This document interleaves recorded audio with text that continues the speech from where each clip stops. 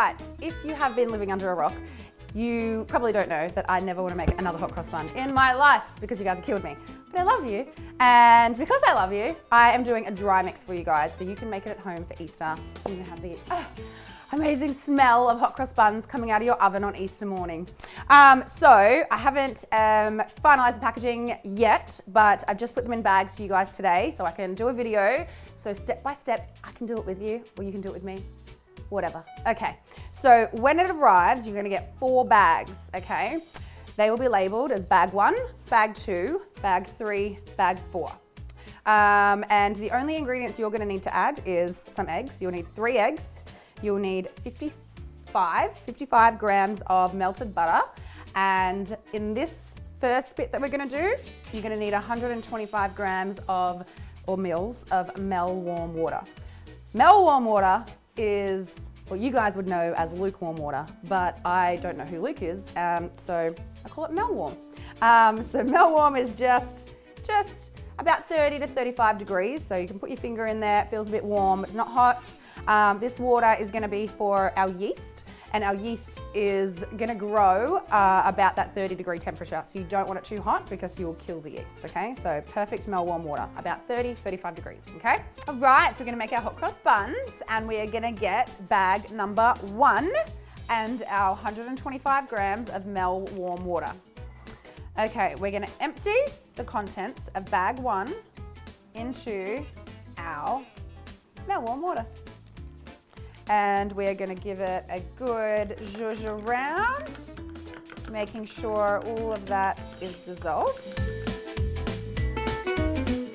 We're gonna put this to the side and let it get all nice and frothy. And then we're gonna get bag 2, and we're gonna empty the contents of bag 2 into our trusty KitchenAid. And on here, we've got our whisk attachment on there. And then we're gonna need 3 eggs.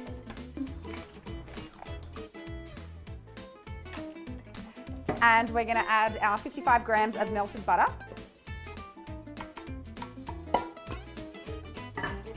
And we're gonna turn it on.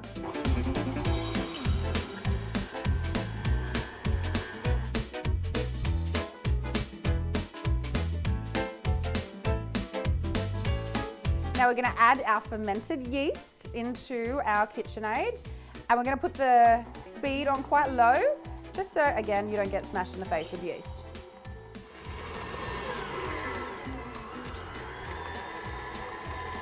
Now I'm gonna up my speed to about 4. And we're gonna let that mix in for at least a minute.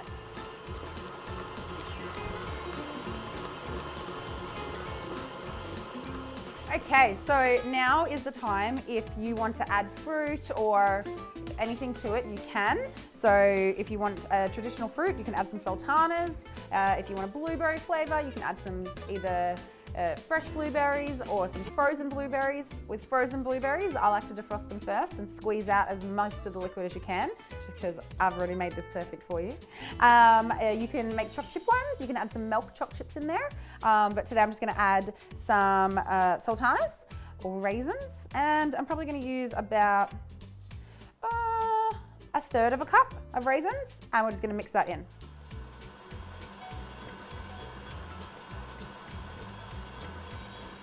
All right, we are ready. So we're just gonna take off our attachment and give it a bang.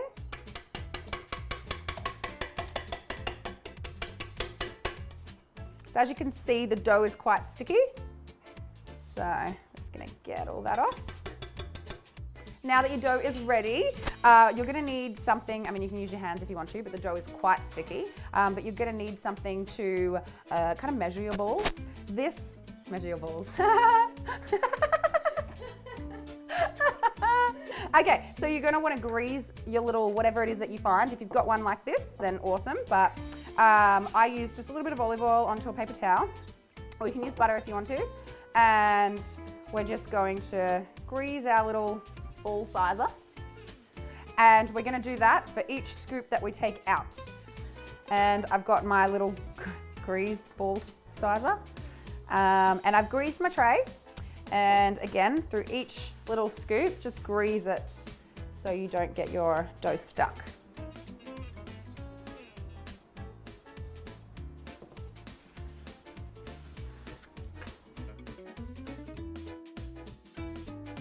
Okay, so we've got our 9 balls in our tray. Just with some wet hands, we're gonna move them out a little bit, just so they're not too close together, because they will double in size when they're proofing. Okay, so ready to go. Move my ball. We're now going to put this into a nice warm spot in the kitchen, and we're going to let these sit there for probably at least an hour, and they're going to proof, they're going to double in size, be nice and fluffy, and once we've done that, we're going to then pop them into the oven. Okay, so our balls have been proofing for about half an hour, so we're going to pop our oven on to preheat, and we're going to put that on to about 160. So we're going to get our cross mixture ready. So now we're going to go to bag 3. We are going to pour bag 3 into a bowl. And again, I haven't yet weighed out how much water you actually need to add, so we're going to wing it right now. But again, we will confirm that when you have the packages or in the bottom of the video. So we've got it in a bowl, and at the moment I've got about a cup of cold water, so we'll test that out and see if we use all of it or not. We're going to put in just a bit of it. So this is very absorbent. The coconut flour in there will absorb a lot of this water. So we don't want it to be lumpy, so that's why we're going to add little by little.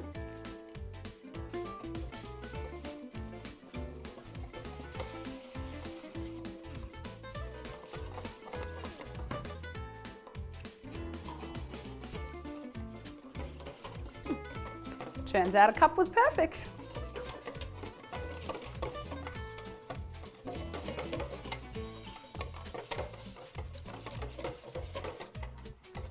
So you can see that's nice and smooth. There's no lumps in there. So now we're going to pop it into the piping bag, or again, if you're going to use a sauce bottle instead, that's fine.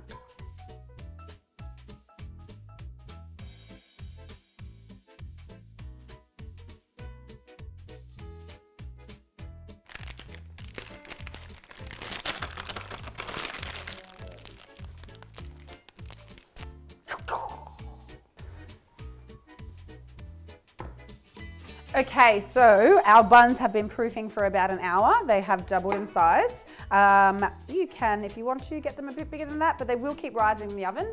I would say get them ready for the oven probably a little bit before they are big enough for your liking, for the reason of if you let them rise too much outside of the oven, they'll collapse quite a lot when they come out of the oven. So I'd say just slightly underproof them. And as I said, an hour is long enough. So now we've got our cross mixture, and we are going to chop the end off my piping bag, and we're going to make our crosses.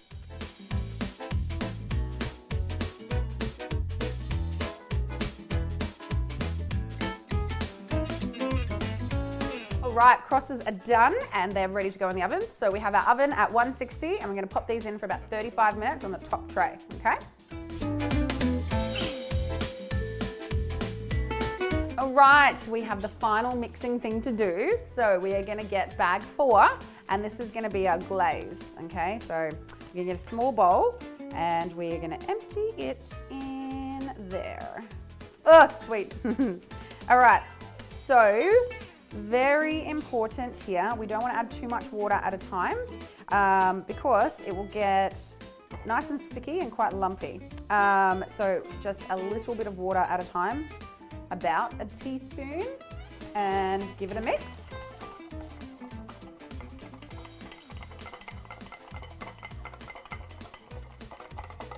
So it's all nice and smooth, and then you're able to add some more water to thin it out a bit more.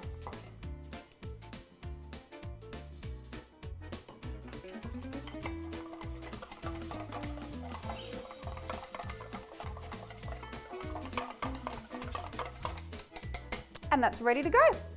All right, so I have dropped the temperature of the oven down to about 120 degrees at about the 20-minute mark, just because I'm obviously used to cooking in a commercial oven. Here we're cooking in a home oven, which you will be as well. So originally we said 35 minutes at 160, but do 20 minutes at the 160 and then drop it down to 120 for the last 15 minutes, just so I don't color them too much. But they're ready to come out.